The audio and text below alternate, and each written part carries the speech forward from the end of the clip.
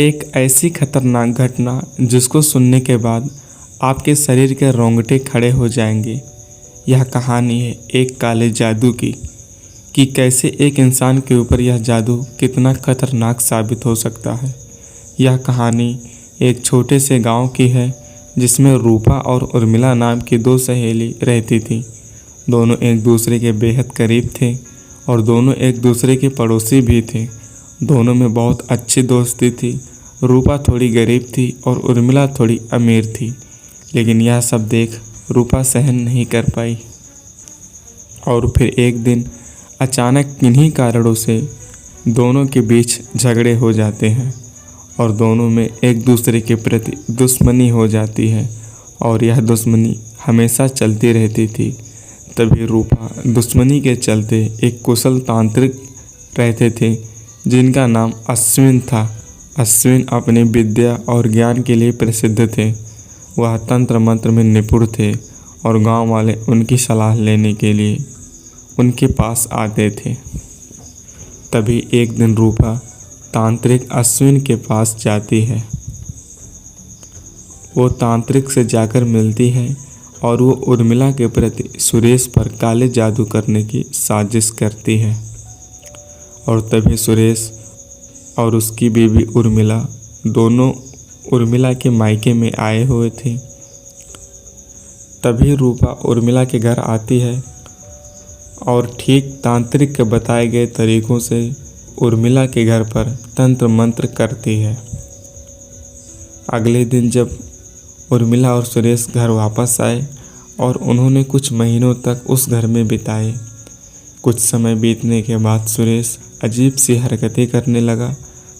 बरसात का दिन था, तेज हवाएं, दिन में रुक रुक कर बारिश की झमझमाहट। शाम का समय बीतते बीतते सुरेश की तबीयत काफ़ी ज़्यादा खराब होती जा रही थी। सुरेश रात में अजीब सी हरकतें करता था। सुरेश रात को कभी दीवारों से बात करता तो कभी रोता और तो और कभी हंसता। कभी कभी उसके शरीर पर चोट भी लग जाती थी।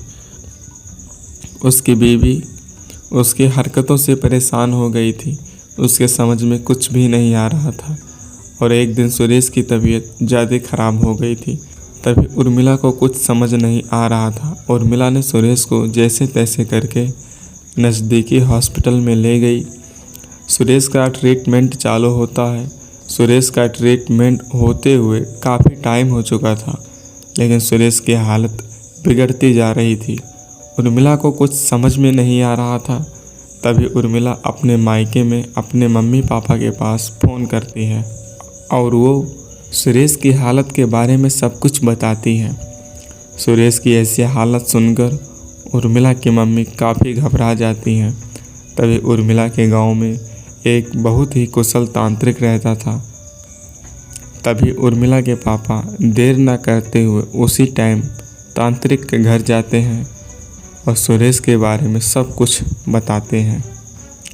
अगले दिन जैसे ही सुबह होती है, तांत्रिक को उर्मिला के घर लाते ही और जैसे ही तांत्रिक उर्मिला के घर पहुंचता है, तैसे ही तांत्रिक को आभास हो जाता है कि यह वही घर है जिसमें रूपा उसी तांत्रिक से काला जादू करवाई थी। तभी तांत्रिक को सब कुछ समझ आ जाता है। तांत्रिक उसके घर पर यज्ञ और पूजा करके रूपा द्वारा किए गए काले जादू को नष्ट करता है और तभी सुरेश धीरे धीरे ठीक होने लगता है।